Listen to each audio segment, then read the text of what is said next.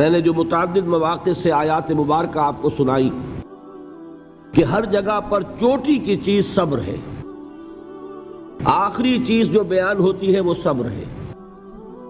سورۃ العصر میں آخری بات وَتَوَاصَوْا بِالصَّبْرِ یا ایھا الذین آمنوا استعینوا بالصبر والصلاۃ، اے ایمان والو مدد حاصل کرو صبر سے اور نماز سے۔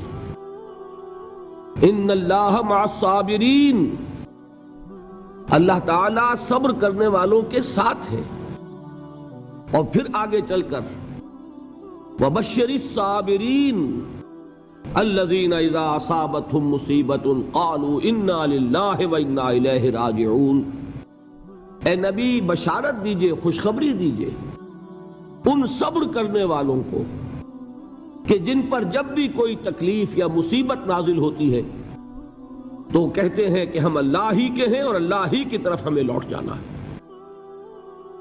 صبر کا مفہوم ہے اپنے آپ کو تھامنا، روکنا، برداشت کرنا، تحمل کرنا، اور جو بھی اپنا ایک طے شدہ مقصد ہے کسی بھی مخالفت سے بددل ہوئے بغیر، کسی بھی تکلیف یا مصیبت سے ہراساں ہوئے بغیر اس کی طرف پیش قدمی کیے چلے جانا۔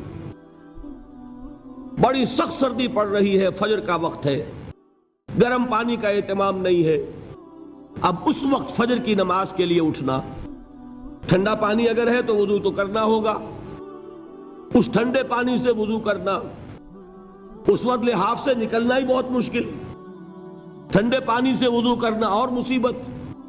یہ جب تک انسان میں صبر کا مادہ نہ ہوگا ممکن ہی نہیں۔ اس کو کہیں گے صبر علی الطاعہ، اطاعت پر صبر کرنا۔ ناگواری محسوس ہو رہی ہے لیکن اس ناگواری کو برداشت کرتے ہوئے انسان اللہ کے حکم کے اوپر جمع رہے، اللہ کے حکم پر عمل کرے۔ یہ کیا ہے؟ یہ صبر ہے۔ اگر یہ صبر نہیں ہے تو ظاہر بات ہے کہ انسان اللہ کے اس حکم پر عمل نہیں کر سکے گا۔ صبر کا مادہ نہیں ہوگا تو آپ کام نہیں کر سکیں گے۔ اور اسی کا ایک دوسرا رخ ہے، جب آپ دعوت حق کے لیے کھڑے ہوں گے پہلا قدم کیا آتا ہے؟ استہزاء، تمسخر، مذاق اڑانا، جس کی میں مثال اب دینا چاہتا ہوں محمد الرسول اللہ صلی اللہ علیہ وسلم کی شخصیت سے۔ دیکھیے ہم کیا اور ہماری بساط کیا، ہم کیا مبلغ ہوں گے، کیا داعی ہوں گے، ہمارے اپنے دامن پر داغ ہوتے ہیں، لیکن یہ کہ محمد الرسول اللہ کے دامن پر کوئی داغ تھا؟ ان کو تو سارے مکے والے الصادق الامین کہتے تھے، نہایت محبوب شخصیت تھے، ان کے لیے تو جا صادق، جا الامین، یہ الفاظ سننے میں آتے تھے، آنکھوں کا تارا۔ لیکن جب آپ نے دعوت اب شروع کی، اب قرآن مجید میں دیکھیے کسی نے کہا مجنون ہو گئے، دماغ خراب ہو گیا، پاگل ہو گئے، اجی شاعر ہیں، کچھ شعر جوڑ لیتے ہیں ہم پر دھوس جماتے ہیں۔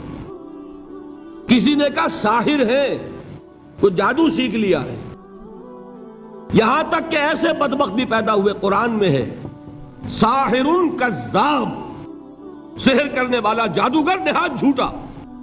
یہ الفاظ کہے جا رہے ہیں کس کی شان میں؟ محمد الرسول اللہ صلی اللہ علیہ وسلم۔ قرآن میں نقل کیا گیا یا ایھا الذی نزل علیہ الذکر انک لمجنون۔ کبھی آپ نے اس کا ترجمہ سوچا؟ اے وہ شخص، دیکھیے تصور کیجئے حضور جا رہے ہیں، تشریف لے جا رہے ہیں، کسی دعوت میں ہے، تبلیغ میں، یا ویسے ہی تشریف لے جا رہے ہیں، اور کوئی ایک جمگھٹا ہے لوگوں کا، ادھر سے فقرہ آتا ہے، تیر کی طرح لگتا ہے دل میں جا کر محمد کے صلی اللہ علیہ وسلم۔ اے وہ شخص جس کا یہ خیال ہے کہ اس پر کوئی ذکر نازل ہو رہا ہے، ہمارے خیال میں تو تمہارا دماغ خراب ہو گیا ہے۔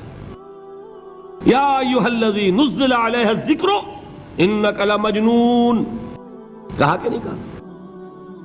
اور یہ نہ سمجھیے کہ حضور صلی اللہ علیہ وسلم کے قلب مبارک کو تکلیف نہیں ہوتی تھی۔ میں قرآن سے ثابت کروں گا، میں کہیں کوئی کہانیاں بیان نہیں کرنا چاہتا۔ قرآن نے کہا ہے وَلَقَدْ نَعْلَمُ انک یضیق صدرک بما یقولون، اے نبی ہمیں خوب معلوم ہے صلی اللہ علیہ وسلم کہ جو کچھ یہ لوگ کہہ رہے ہیں اس سے آپ کا سینہ بھنجتا ہے، یہ جو گھٹن ہوتی ہے، صدمہ ہوتا ہے۔ انک یضیق صدرک بما یقولون، ہمیں خوب معلوم ہے کہ جو کچھ یہ باتیں آپ کو سننی پڑ رہی ہیں، یہ کڑوی کسیلی باتیں، یہ جو فقرے چست ہو رہے ہیں، استہزاء ہو رہا ہے، تمسخر ہو رہا ہے۔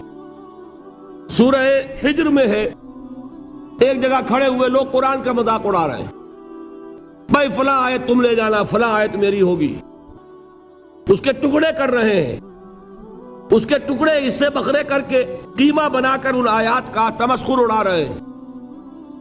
ایک جگہ قرآن مجید میں مذکور ہے کہ فرشتوں کا مذاق اڑ رہا ہے، بھائی یہ دیکھو محمد نے کہا ہے صلی اللہ علیہ وسلم کہ جہنم پر تو کل 19 فرشتے ہیں، علیہا 19 قرآن میں آیت نازل ہوئی۔ ایک پہلوان کہتا بھائی 10 کو تو میں سنبھال لوں گا، باقی 9 کا تم انتظار کر لو۔ یہ باتیں آ رہی ہیں حضور کے کانوں میں، کلام الہی کے ساتھ کیا سلوک ہو رہا ہے، مجھ پر کیا فقرے چست کیے جا رہے ہیں، مجھ پر جس طریقے سے استہزاء اور تمسخر کا رویہ اختیار کیا گیا ہے، دل بھچ رہا ہے، دل میں صدمہ ہے۔ دیکھیے سورہ نون ہے، اور میرے نزدیک یہ دوسری وحی ہے جو حضور پر نازل ہوئی ہے، اس کی ابتدائی آیات، نون والقلم وما یسطرون ما انت بنعمت ربک بمجنون وَإِنَّ لَكَ لَأَجْرًا غَيْرَ مَمْنُونٍ وَإِنَّكَ لَعَلَىٰ خُلُقٍ عَظِيمٍ فَسَتُبْصِرُ وَيُبْصِرُونَ بِأَيِّكُمُ الْمَفْتُونُ إِنَّ رَبَّكَ هُوَ يَعْلَمُ بِمَنْ ضَلَّ عَنْ سَبِيلِهِ وَهُوَ أَعْلَمُ بِالْمُهْتَدِينَ۔ نون، قسم ہے قلم کی اور جو کچھ یہ لکھتے ہیں۔ اے نبی آپ اپنے رب کی نعمت سے مجنون نہیں ہیں۔ یہ کیوں کہا جا رہا ہے؟ حضور کو جو صدمہ پہنچا ہے وہی نازل ہوئی ہے دل جوئی کے لیے، تسلی کے لیے۔ آپ کیوں برا منا رہے ہیں؟ اے نبی آپ کیوں صدمہ اور رنج اور اندوہ محسوس کر رہے ہیں؟ ان بدبختوں کے کہنے سے کوئی آپ مجنون ہو جائیں گے؟ مانتا بے نعمت رب کا بھی مجنون وَإِنَّ لَكَ لَأَجْرًا غَيْرَ مَمْنُونٍ، آپ کو جو یہ صبر کرنا پڑ رہا ہے، آپ کو جو یہ جھیلنا پڑ رہا ہے، اس کی وجہ سے آپ کو وہ اجر ملے گا جس کا سلسلہ کبھی منقطع نہیں ہوگا۔ وَإِنَّكَ لَعَلَىٰ خُلُقٍ عَظِيمٍ، اور اے نبی آپ تو خلق عظیم کے حامل ہیں۔ آپ کا اخلاق، آپ کا کردار، آپ کی سیرت، آپ کی شخصیت میں طہارت، نفاست، پاکیزگی، آج تک دنیا نے کوئی پاگل، کوئی مجنون ایسا بھی دیکھا؟ یہ ساری باتیں اللہ تعالیٰ حضور کی دلجوئی کے لیے فرما رہے ہیں۔ اس سے آپ اندازہ کیجئے کہ کتنا صدمہ ہوتا ہوگا۔ یہی ہے، اس ساری چیز کو جمع کیجئے تو یہ چیز کیا ہے؟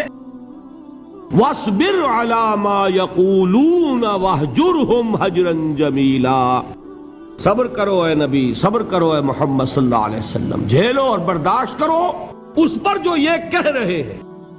يُرِيدُونَ لِيُطْفِئُوا نُورَ اللَّهِ بِأَفْوَاهِهِمْ، یہ چاہتے ہیں کہ اللہ کے نور کو اپنے منہ سے بجھا دیں، پھونکے مار کے ہی بس۔ نور خدا ہے کفر کی حرکت پہ خندہ زن، پھونکوں سے یہ چراغ بجھایا نہ جائے گا۔ یریدون لیطفئوا نور اللہ بافواہہم واللہ متم نورہ ولو کرہ الکافرون، یہ چاہتے ہیں کہ اپنے منہ کی پھونکوں سے اللہ کے نور کو بجھا دیں، حالانکہ اللہ تعالیٰ تو اپنے نور کا اتمام فرما کر رہے گا، خواہ ان کافروں کو کتنا ہی ناگوار ہو۔ اس کی ترجمانی ہے نور خدا ہے کفر کی حرکت پہ خندہ زن، پھونکوں سے یہ چراغ بجھایا نہ جائے گا۔ یہی وجہ ہے، دیکھیے مکی صورتوں میں خود نبی اکرم صلی اللہ علیہ وسلم کو اتنے مختلف پیرایوں میں صبر کا حکم دیا گیا۔ کچھ مثالیں میں دے چکا ہوں، وَلِرَبِّكَ فَاصْبِرْ، اسی طریقے سے وَاصْبِرْ كَمَا صَبَرَ أُولُو الْعَزْمِ مِنَ الرُّسُلِ، اے نبی صبر کیجئے جیسے کہ صبر کیا ہمارے اولو العزم رسولوں نے۔ وَاصْبِرْ وَمَا صَبْرُكَ إِلَّا بِاللَّهِ، اے نبی صبر کیجئے اور آپ کا صبر تو اللہ ہی کے سہارے ہے۔ وَاصْبِرْ لِحُكْمِ رَبِّكَ، یہ سورہ نون جس کی ابتدائی آیات میں نے آپ کو سنائی، نون والقلم وما یسطرون ما انت بنعمت ربک بمجنون. اس کا اختتام کیا ہوتا ہے؟ وَاصْبِرْ لِحُکْمِ رَبِّكَ وَلَا تَكُنْ كَصَاحِبِ الْحُوتِ اِذْ نَادَىٰ وَهُوَ مَكْظُومٌ.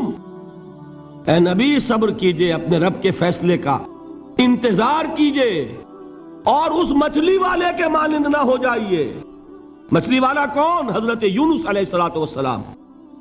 مچھلی والے نے اپنے دینی حمیت اور غیرت جو تھی اس کی وجہ سے اللہ کے حکم کا انتظار نہیں کیا، اپنی قوم کو چھوڑ کر چل دیے.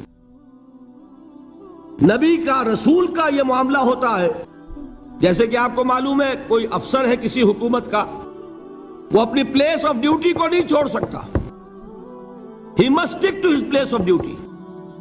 بڑے افسرز کے لیے تو یہ بہت بہت اہم بات ہے.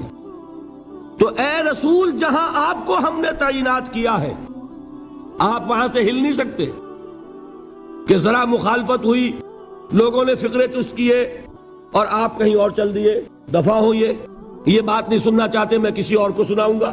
ہو سکتا ہے نا؟ ہم تو کرتے ہیں نا یہ، اس لیے کہ ہمیں تو اللہ نے کہیں تعینات تو نہیں کیا نا. اگر ایک جگہ کے لوگ بات نہیں سنتے، چلو بھائی ہم کہیں اور جائیں گے، وہاں بات سنائیں گے.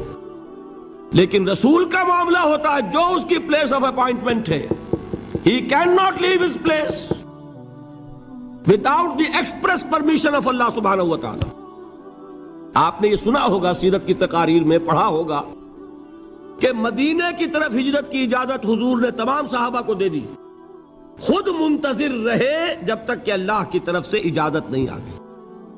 حضرت ابو بکر پوچھتے رہتے تھے حضور اجازت آ گئی کہ نہیں؟ نہیں ابھی نہیں آئی. حضور اذن آ گیا؟ نہیں آیا. ابھی نہیں آیا. حبشہ کی طرف سب کو بھیج دیا، اجازت دے دی جو جانا چاہے چلا جائے. حضور کی صاحبزادی جو حضرت عثمان کے نکاح میں تھی وہ بھی ہجرت کر رہی ہیں، لیکن حضور تو نہیں گئے. رسول نہیں چھوڑ سکتا اپنی جگہ کو. یہاں تک کہ تمام تقریباً صحابہ چلے گئے، حضور رہ گئے، حضرت ابو بکر رہ گئے، حضرت علی رہ گئے. اور حضرت ابو بکر پوچھ رہے ہیں بار بار اجازت آئی یا نہیں؟ نہیں ابھی نہیں آئی. حضرت عائشہ نے واقعہ بیان کیا کہ ایک روز اچانک دوپہر کے وقت ہم نے دیکھا کہ حضور نے اپنے پورے جسم کو ڈھانپا ہوا ہے، چہرے کو بھی کپڑے میں ڈھانکا ہوا ہے اور تشریف لا رہے ہیں. یہ اس میں تعجب کی بات یہ کہ عرب میں آج بھی آپ کو معلوم ہے کہ یہ چیز جو ہے ان کی روایات کے خلاف ہے کہ دوپہر کے وقت کوئی کسی سے ملنے جائے. یہ وقت جو ہے قیلولے کا ہے، آرام کا ہے. تو این ٹھیک دوپہر کے وقت تشریف لائے حضور. آپ نے آ کے حضرت ابو بکر سے فرمایا کہ اجازت آ گئی ہے. حضرت ابو بکر نے بہت خوش ہو کر ایک بات کہی، حضور میں نے 2 اونٹنیاں تیار کی ہوئی ہیں. یعنی اب آپ وہ تو سوچتے تھے نا شاباش ملے گی کہ میں نے تیاری کی ہوئی ہے. میں نے 2 اونٹنیوں کو خوب کھلا پلا کے فربا کیا ہوا ہے، بڑی توانا ہے تاکہ ہم تیزی کے ساتھ سفر کر سکیں. حضور نے توقف کیا، فرمایا ہاں ٹھیک ہے، 1 اونٹنی میں استعمال کروں گا لیکن میں اس کی قیمت ادا کروں گا. حضرت ابو بکر کی آنکھوں میں آنسو آ گئے. روتے ہوئے کہا حضور مجھ سے یہ مغایرت، کیا یہ جان اور مال کسی اور کے لیے ہے؟ آپ مجھ سے بھی کہہ رہے ہیں میری اونٹنی جو ہے وہ بھی بلا معاوضہ آپ قبول نہیں فرما رہے. یہ ہے محمد الرسول اللہ کی غیرت اور حمیت کا معاملہ. اب دیکھیے ایک بات عجیب ہے، یہ ربط اپنے ذہن میں رکھیے. اللہ تو صبر کی تلقین کر رہا ہے اپنے رسول کو، اور رسول یہی تلقین کر رہے ہیں اپنے صحابہ کو. صبر کرو، جھیلو، برداشت کرو، ہاتھ مت اٹھانا، کوئی جوابی کارروائی نہیں ہوگی، بلکہ اپنے اوپر جھیلو جو کچھ جھیلنا ہے، ڈٹے رہو، پیچھے مت ہٹنا، یہ صبر ہے. لیکن ہاتھ اٹھانے کی اجازت نہیں. چنانچہ اب ذرا چشم تصور سے دیکھیے، ابو جہل اس نے جو بدترین روش اختیار کی، وہ ایک خاندان تھا حضرت یاسر، ان کی اہلیہ حضرت سمیہ اور ان کے فرزند حضرت عمار رضی اللہ تعالی عنہم. یہ غلام نہیں تھے. حضرت سمیہ تو کنیز تھیں لیکن یاسر غلام نہیں تھے. ان کی کہانی یہ ہے، واقعہ یہ ہے کہ یہ بہت نیک آدمی تھے. یاسر یمن کے باشندے. انہیں کو خواب میں بشارت ہوئی کہ نبی کا ظہور ہونے والا ہے مکے میں، جاؤ شاید ان کے قدموں تک پہنچ جاؤ۔ یہ یمن سے ترک وطن کر کے مکے آ گئے۔ ابو جہل کا ایک چچا تھا، بہت شریف النفس انسان، اس کے ساتھ معاہدہ کیا حلیف بن کر، اور وہ مکے میں رہنے لگے۔ اس لیے کہ یہ نوٹ کر لیجئے، مکہ اس وقت ایک قبیلے کا شہر تھا، صرف قریش۔ یا قرشی رہ سکتا تھا وہاں، یا قرشی کا حلیف، کہ اگر تو کسی قرشی نے آپ کو امان دی ہوئی ہے تو آپ رہ سکتے ہیں مکے میں، ورنہ نہیں۔ یا تیسرے قرشی کا غلام، غلام تو ملکیت ہی ہے اس کی، جیسے بھیڑ بکری ہے کسی قرشی کی، اسی طرح اس کے غلام ہے۔ یہ تین کیٹیگریز تھی انسانوں کی مکے میں۔ اسی کو نوٹ کیجئے کہ جو بیچارے غلام تھے وہ سب سے زیادہ ستائے گئے، اس لیے کہ غلاموں کے تو حقوق ہی کوئی نہیں تھے۔ بلال غلام تھے، ابو فقی غلام تھے، زنیرہ ایک کنیز تھی، ان کو جو ماریں پڑی ہیں اس کا آپ کو معلوم ہے۔ حضرت بلال کے ساتھ جو کچھ امیہ ابن خلف نے کیا، کہ جس طریقے سے کہ حیوانوں کی لاشیں جو ہے کھینچ کر گھسیٹ کر لے جائی جاتی ہیں، ان کی گردن میں رسی ڈال کر گھسیٹتے، اسی طریقے سے حضرت بلال کے گردن میں رسی ڈال کر ٹھیک دوپہر کے وقت مکے کی سنگلاخ گلیوں کے اندر گھسیٹا جاتا تھا۔ نیچے زمین جل رہی ہے توے کی طرح، اور ویسا بھی ہوتا تھا کہ چت لٹا دیا، اوپر سے وہ آگ مکے کا، کہ سورج جو ہے ذرا نوٹ کیجئے، آگ برسا رہا، نیچے زمین توے کی طرح جل رہی ہے، اور ایک بھاری سل بھی لا کر جو ہے سر پر رکھ دی، چھاتی پر رکھ دی گئی ہے کہ آواز نہیں نکل رہی، جھاگ نکل رہے منہ سے، لیکن اس حال میں بھی احد احد احد، ایک ایک اللہ، قل هو اللہ احد، الفاظ نکل رہے۔ یہ ہے وہ صبر، صبر علی الابتلاء، صبر علی الایذاء۔ یہ ابتلاء اور ایذاء پر صبر ہے، جھیلو برداشت کرو، اس توحید پر قائم رہو، محمد کی رسالت کے اقرار کرتے رہو صلی اللہ علیہ وسلم، لیکن ہاتھ نہیں اٹھانا۔ اب میں آپ کو بتا رہا تھا یہ تو غلام تھے، یہ جو تھے یاسر، یہ حلیف تھے، غلام تو نہیں تھے نا۔ البتہ وہ ابو جہل کے چچا کی کنیز تھی یہ سمیہ، انہوں نے اجازت لے کر ان سے نکاح کر لیا، یہ تو کنیز رہیں گی۔ بیٹا جو ہوا وہ بھی ایک طرح سے، جب کنیز زیادہ ہے تو غلام ہو گیا، عمار ابن یاسر۔ وہ جو شخص تھا بہت شریف النفس ابو جہل کا چچا، وہ مر گیا، اب ابو جہل جو ہے اس خاندان کا سربراہ ہے، لہذا یہ تینوں جو افراد ہیں وہ اس کے رحم و کرم پر ہیں۔ یاسر کو بھی پروٹیکشن اگر ہے تو ابو جہل کی ہے، ابو جہل جو چاہے کرے، اور سمیہ تو کنیز ہے ہی، اس کا تو کوئی حق ہے ہی نہیں، جو چاہے کرے، اور عمار ان دونوں کا بیٹا ہے، لہذا بدترین معاملہ کیا ابو جہل نے ان تین افراد کے ساتھ۔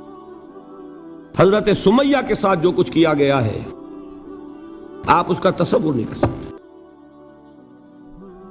بالآخر جو شہید کیا حضرت سمیہ کو ایذائیں دے دے کے، سسکا سسکا کے، ان کے جسم کے نازک حصوں کو جلا کے، داغ دے کر، کہتا کیا تھا، ایک دفعہ کہہ دو کہ میرا جو یہ بت ہے یہ بھی الہ ہے، مان لو میں چھوڑ دوں گا۔ تنگ آ گیا، کسی طریقے سے ایک دفعہ کہہ دو پھر میں چھوڑ دوں گا۔ لیکن یہ میاں بیوی حضرت یاسر اور حضرت سمیہ رضی اللہ تعالی عنہما، یہ ہے ثبات، یہ ہے صبر، یہ ہے استقلال، ایک مرتبہ بھی کہنے کے لیے تیار نہیں ہوئے، جو چاہو کر لو، اب ہم تو اس سے پیچھے نہیں ہٹیں گے۔ تنگ آ کر اس نے حضرت سمیہ کی تو شرمگاہ میں برچھا مارا ہے اور شہید کیا۔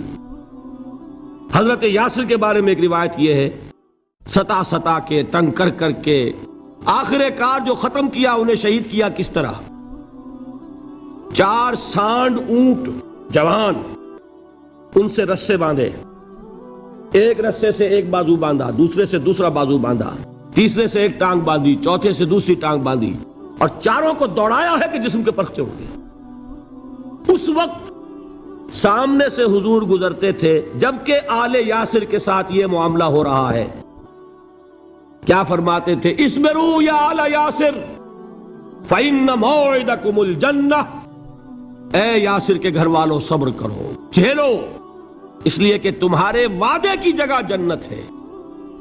اللہ تعالیٰ ادھر آنکھ بند ہوگی ادھر جنت میں تمہارا داخلہ ہو جائے گا.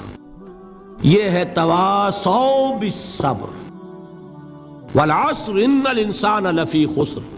یہ تواصوا بالصبر پر کون عمل کر رہا ہے؟ محمد الرسول اللہ صلی اللہ علیہ وسلم. دے تو بھی محمد کی صداقت کی گواہی. یہ صداقت کی گواہی دیتے ہوئے انہوں نے اپنی جانیں دے دی. 4 سے لے کر 12 تک 8 برس اس کو کہتے ہیں پرسیکیوشن، فزیکل پرسیکیوشن، تشدد، مار پیٹ، جلانا، دہتے ہوئے انگاروں پر لٹانا، فاقے رکھنا، بھوکے رکھنا. ان کو ڈال دی گئی زنجیریں، گھروں میں بند کر دیا گیا نوجوانوں کو. حضرت عثمان کو چچا نے ان کے ایک چٹائی کے اندر لپیٹا اور دھونی دے دی. دم گھٹ رہا ہے، جان نکل رہی ہے. حضرت مصعب بن عمیر رضی اللہ تعالی عنہ، وہ نوجوان 200 درہم کا جوڑا ان کا سل کر آتا تھا شام سے تیار ہو کر. لباس معطر ہوتا تھا، جدھر سے نکل گیا پوری گلی جو ہے وہ معطر ہو گئی. انگلیاں اٹھ رہی ہیں، وہ جا رہا ہے مصعب، یہ خوشبو اس کی ہے. اس مصعب کے ساتھ کیا سلوک کیا؟ باپ تو مر چکا تھا، ماں نے پالا تھا، دولت بہت چھوڑ کر گیا تھا باپ، لہذا ماں نے بڑے ناز و نام میں پالا، بڑے لاڈ پیار میں. 200 درہم کا جوڑا تیار ہو رہا ہے. لیکن یہ کہ آپ کو معلوم ہے عرب کے اس معاشرے میں عورت کی کوئی حیثیت نہیں تھی، ماں کا اختیار نہیں تھا. چچا تھا اب سربراہ خاندان کا. چچا نے کہا مصعب اگر تم نے اپنے باپ کا دین چھوڑ دیا ہے تو باپ کی دولت پر بھی تمہارا کوئی حق نہیں ہے، نکل جاؤ گھر سے. اس نے یہ سوچا تھا کہ مصعب کے ہوش ٹھکانے آ جائیں گے، دن میں تارے نظر آ جائیں گے، ناز و نام میں پلا ہوا گھر سے نکل کے جائے گا کہاں؟ یہ سارا نشہ جو ہے توحید کا یہ حیران ہو جائے گا. حضرت مصعب کا جواب بالکل برعکس تھا. اچھا ٹھیک ہے چچا جان، میں گھر چھوڑتا ہوں. وہی بات جو کبھی کہی تھی ابراہیم نے. باپ نے کیا کہا تھا؟ واجرنی ملیہ، جاؤ چلے جاؤ، دفع ہو جاؤ میری نگاہوں سے. حضرت ابراہیم نے کیا جواب دیا تھا؟ سلام علیک ساستغفر لک ربی انہ کان بی حفیہ. اچھا ابا جان آپ کا حکم یہی ہے تو میں چلتا ہوں، آپ پر سلامتی ہو، میرا رب مجھ پر بڑا مہربان ہے، میں اس سے آپ کے لیے استغفار کروں گا. جلدی. یہی جو ہے حضرت ابراہیمی کی نسل ہے نا قریش. آج ابراہیم کے ایک بیٹے کے ساتھ وہی معاملہ ہو رہا ہے مصعب کے ساتھ، اور مصعب چلنے کے لیے تیار ہو گئے. چچا نے سوچا میں سمجھتا تھا کہ ہوش ٹھکانے آ جائیں گے، یہ تو تیار ہو گیا نکلنے کے لیے. غصے میں آ کے اگلی بات کہی، یہ کپڑے جو پہنے ہوئے تم نے یہ بھی اسی مشرک باپ کی کمائی کے ہیں، اتارو ان کو. وہیں کپڑے اتارے، مادر زاد برہنہ گھر سے نکالے گئے. ماں کے پاس پہنچے، ماں نے آنکھوں پر ہاتھ رکھے. مصعب کیا ہوا؟ ماں سے کہتے ہیں کہ ماں میں موحد ہو گیا. اور وہاں سے گئے، پھر حضور کی خدمت میں کپڑے کہیں سے مانگے ہوں گے. یہ مصعب ہیں 200 درہم کا جوڑا پہننے والے. جب حضور پر مدینے کے 12 افراد ایمان لائے تھے، بیعت عقبہ اولا ہوئی، انہوں نے کہا کہ حضور ہمیں کوئی شخص اپنا ایسا شاگرد دیجئے جو ہمیں قرآن پڑھا سکے. حضور نے حکم دیا مصعب جاؤ، اب مدینے جاؤ، یثرب جاؤ، یثرب والوں کو قرآن پڑھاؤ، انہیں تبلیغ کرو. مصعب گئے ہیں وہاں، 1 سال کی کمائی 75 افراد لا کر حضور کے جھولی میں اگلے سال ڈال دیے کہ حضور یہ میری 1 سال کی کمائی ہے. 72 مرد 3 عورتیں. بہرحال وہ مصعب بن عمیر ہیں جو غزوہ احد میں شہید ہوئے، اور جب شہید ہوئے تو ان کے جسم پر صرف ایک چادر تھی. یہی چیزیں ہیں اصل میں کہ جو ہمارے دلوں کو منور کرنے والی ہیں نور ایمان سے. وہ علم بردار تھے غزوہ احد میں، جھنڈا مسلمانوں کا ان کے پاس تھا. ایک ہاتھ پر ایک شانے پر وار پڑا، ہاتھ کٹ گیا، دوسرے سے تھاما، دوسرے پہ کٹ گیا، اب دونوں حصوں کے بچے ہوئے ٹکڑوں سے جھنڈے کو تھاما، گرنے نہیں دیا، یہاں تک کہ شہید ہو گئے. گرے ہیں تو جھنڈا گرا ہے. شکل میں حضور سے بہت مشابہ تھے. خبر اڑ گئی کہ محمد شہید ہو گئے صلی اللہ علیہ وسلم. یہ مصعب بن عمیر کا واقعہ ہے. جب ان کو اب دفن کرنے کا وقت آیا، اور شہید کے لیے کفن جو ہے اس کا وہی لباس ہوتا ہے جو شہادت کے وقت ہو.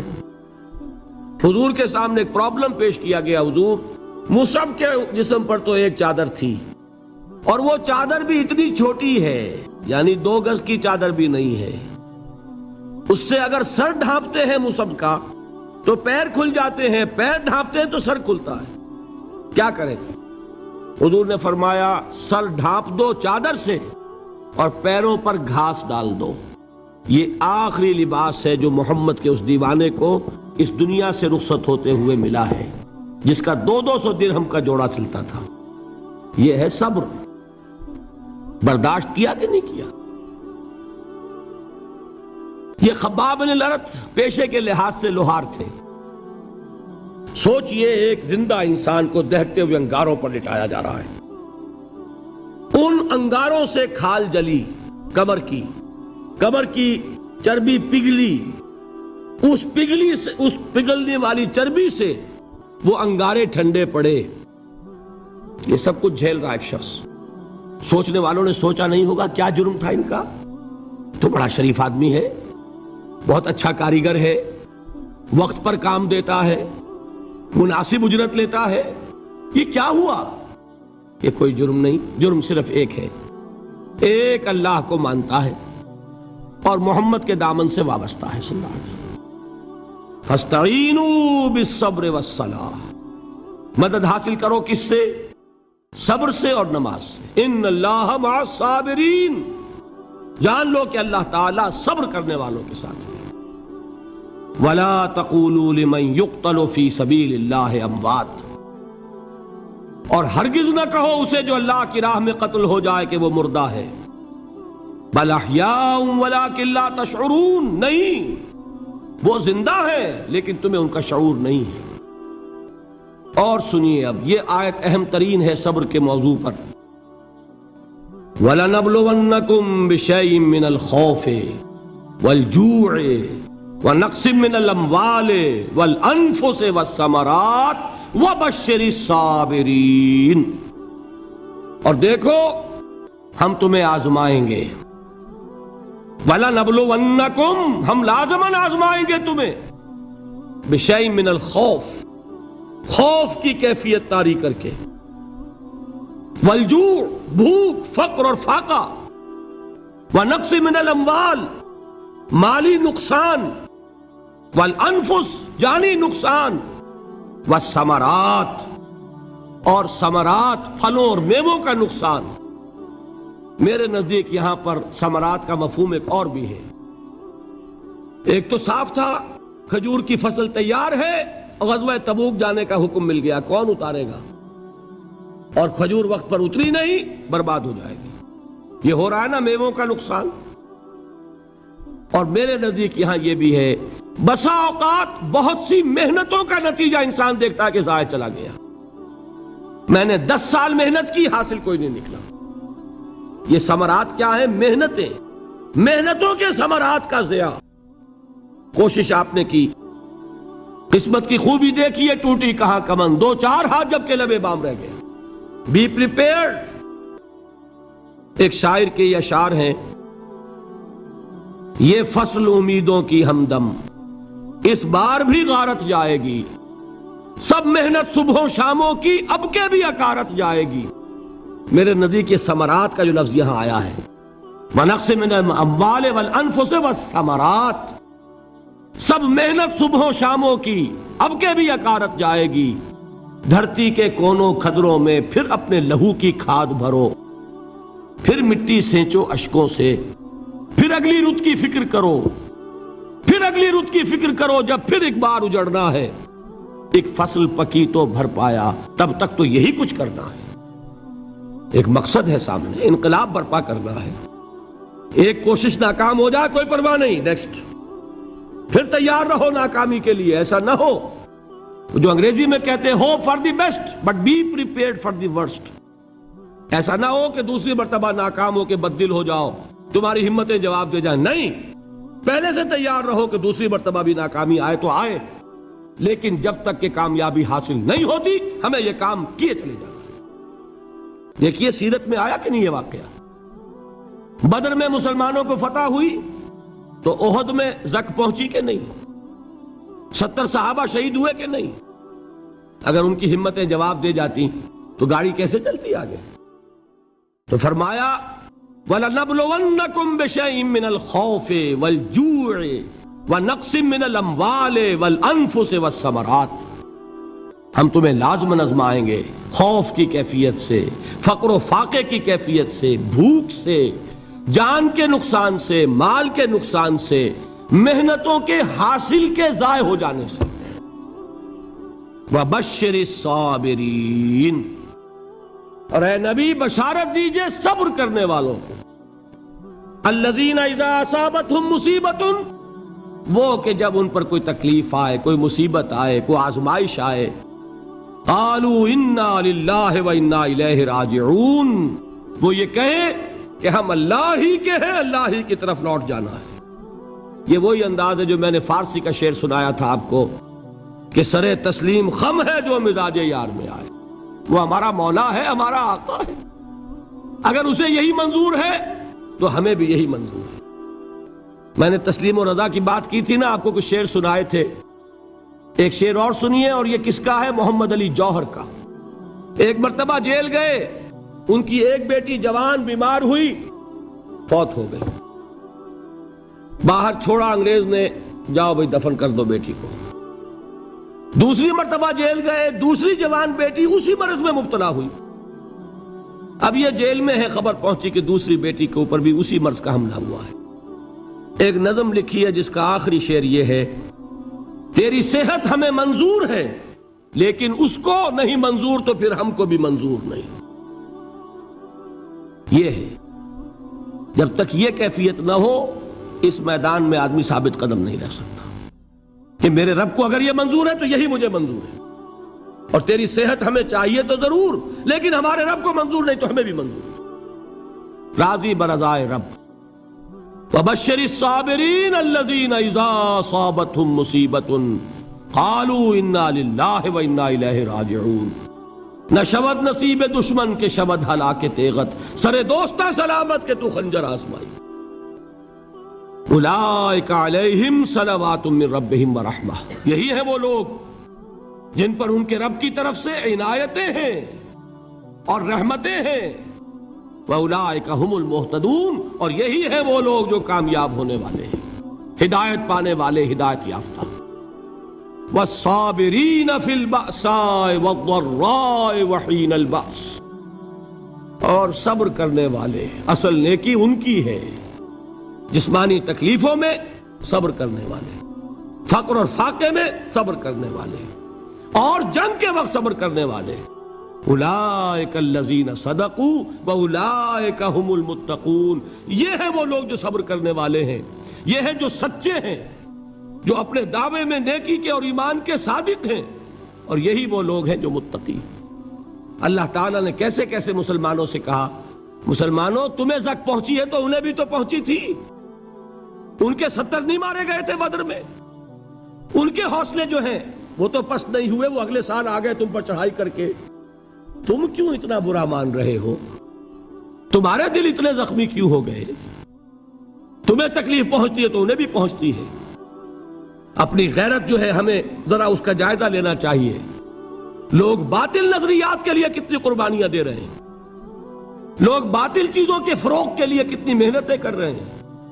جیسا کہ میں نے ابھی کہا تھا، اسی غیرت کو چیلنج کرنے کے لیے، ذرا آپ کی حمیت دینی کو جوش دلانے کے لیے، قادیانی نوجوان کتنی تعداد میں اپنے آپ کو دین کے لیے وقف کرتا ہے، اور آپ کتنے نوجوان ہیں جو اپنے آپ کو دین کے لیے وقف کر دیں، اور ہوں وہ کھاتے پیتے گھرانوں کے لوگ۔ یہ نہیں ہے کہ اگر کوئی اور کام نہیں کر سکتا تو پھر یہ ہے کہ وہ دین کے کام میں لگ جائے۔ باصلاحیت لوگ، کھاتے پیتے لوگ، ذہنی استعداد رکھنے والے لوگ، اونچے گھرانوں کے لوگ، وہ وقف کریں اپنے آپ کو دین کے لیے۔ اس کے بغیر کیسے باہر آ جائے گی، کیسے رونق آ جائے گی؟ تو دنیا میں باطل نظریات والے جو ہیں، یہ بات کہی گئی ہے، مسلمانوں تم اگر توحید کے لیے لڑ رہے ہو، دیکھتے نہیں ابو جہل کو، اس نے گردن کٹوائی ہے شرک کے لیے، شرک کے لیے گردن کٹوائے، اور تم توحید کے لیے گردن کٹوانے کو تیار نہ ہو۔ اس نے گردن کٹوائی کہ نہیں کٹوائی؟ اور کس طرح کٹوائی ہے؟ جو کہ بڑا متکبر قسم کا، فرعون قسم کا شخص تھا، جب گردن کاٹنے لگے تو کہتا ہے ذرا نیچے سے کاٹنا تاکہ جب تم نیزے کے اوپر چڑھاؤ میرے سر کو تو اونچا نظر آئے، معلوم ہو سردار کا سر ہے۔ وہ بدبخت مرتے ہوئے بھی جو اس کی یہ کیفیت تھی نا، اس کو ذہن میں رکھیے۔ تو یہ اس لوگوں نے قربانیاں دی، جانیں دی، تو فرمایا اگر تم ان سے زیادہ قربانی نہیں دو گے، یہ جو نوٹ کر لیجئے اس کو، مجرد اگر حق کو غالب کرنا اللہ کے ذمے ہو تو آنے واحد میں غالب کر دے گا، تمہیں تکلیف ہی دینے کی ضرورت نہیں۔ سمجھ رہے؟ کیا اللہ کے مقابلے میں کوئی باطل کی طاقت ٹھہر سکتی ہے؟ یہ تمہارے ایمان کا امتحان ہے، یہ تمہارے خلوص کی آزمائش ہے، یہ تمہارے امتحان کا ثبوت درکار ہے کہ اللہ تعالیٰ دیکھنا چاہتا ہے تم اس کے لیے اپنی جانیں قربان کرنے کو تیار ہو کہ نہیں، تم اس کے لیے تن من دھن لگانے کو تیار ہو کہ نہیں۔ اور یہ جان لو کہ اگر کفار اور مشرکین اور ملحدین اور باطل نظریات والے وہ جو کچھ قربانیاں اپنے باطل نظریات کے لیے دے رہے ہیں، ان سے زیادہ اگر تم نہیں دو گے تو حق غالب نہیں ہوگا۔ انہوں نے جو صبر کیا ہے اپنے باطل نظریات پر، اگر تم اس سے زیادہ صبر کا ثبوت نہیں دو گے اپنے اس حق پر تو حق غالب نہیں ہوگا۔ اس لیے فرمایا یا ایھا الذین آمنوا اصبروا وصابروا، نہ صرف یہ کہ صبر کرو بلکہ صبر میں اپنے دشمنوں سے آگے نکلو، ان کے صبر سے بڑھ کر صبر کرو۔ وَرَابِطُوا، مرابطہ کہتے ہیں چوکس رہنا، ہوشیار، پہرا دو، ایسا نہ ہو کہ دشمن جو ہے غفلت میں تمہارے اوپر کوئی حملہ جو ہے کر بیٹھے۔ وَاتَّقُوا اللَّهَ، اور اللہ کا تقوی اختیار کرو، لعلکم تفلحون، تاکہ تم فلاح پاؤ۔ یہ ہے حضرات تواصوا بالصبر۔